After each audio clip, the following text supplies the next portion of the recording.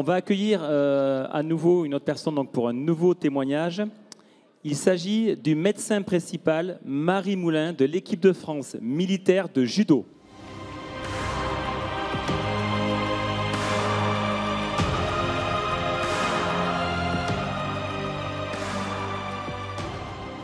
Docteur, bonsoir.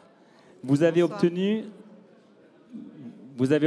13 médailles mondiales militaires, dont le titre de champion du monde militaire en 2023.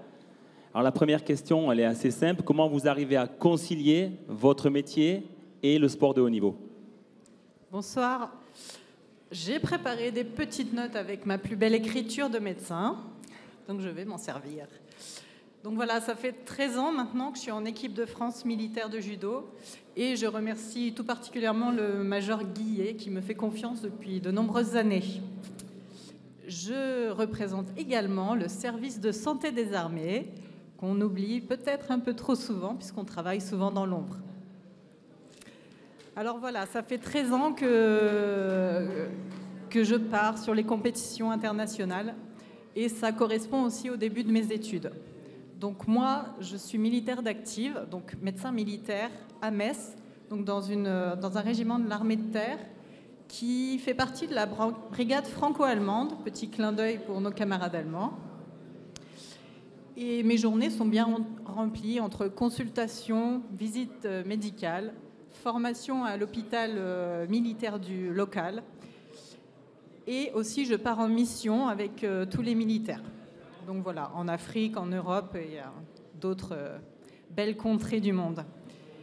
Et si j'en suis arrivée là, c'est, je pense, pas beaucoup grâce à moi, mais surtout à tous ceux qui travaillent aussi dans l'ombre des sportifs. Donc ma famille, qui fait la base arrière solide, le Centre national des sports de la défense, qui organise toutes ces belles compétitions. Je remercie aussi le service de santé des armées qui me libère, notamment mes chefs du 4e CMA à Metz, et aussi mes collègues et mes coéquipiers qui travaillent à ma place pendant que je suis en compétition.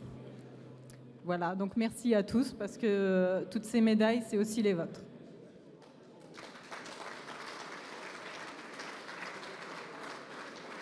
Le judo est un sport dont on parle souvent avec des valeurs qui sont reconnues, mais que vous apporte le judo au quotidien?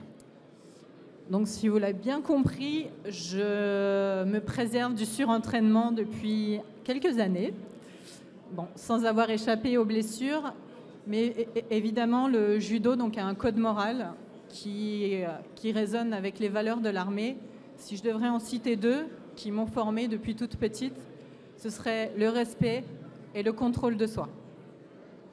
Et alors, pour terminer, docteur, j'ai appris qu'il y a sur une compétition, vous aviez remis l'épaule d'un autre concurrent ou une autre concurrente. Pour quelques minutes après, vous retrouvez vous-même sur le tatami.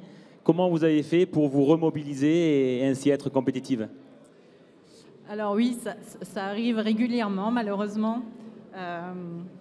Après le métier de soignant, médecin, infirmier, les pompiers aussi, qui travaillent beaucoup comme soignants, c'est un métier de vocation, évidemment. Alors on est confronté à la douleur, la souffrance, la mort.